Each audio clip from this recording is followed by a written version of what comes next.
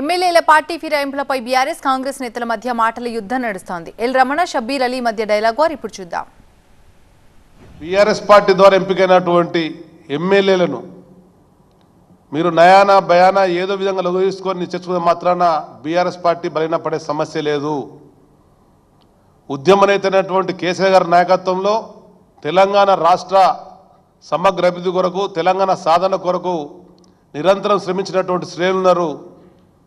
ఈ శ్రేణుల నాయకత్వం తిరిగి తెలంగాణ రాష్ట్ర ప్రజల ముందు ప్రజా కోర్టులో కాంగ్రెస్ పార్టీకి శిక్ష వేయడం ఖాయమని చెప్పని సందర్భంగా మనం చేస్తున్నాం.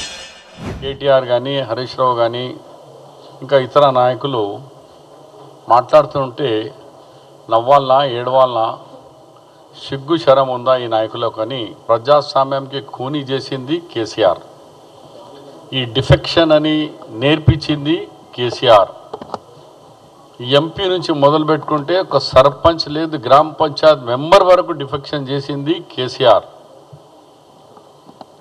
కలిశం చేసినట్టు మొత్తం సిస్టమ్నే ఖరాబ్ చేసింది కేసీఆర్.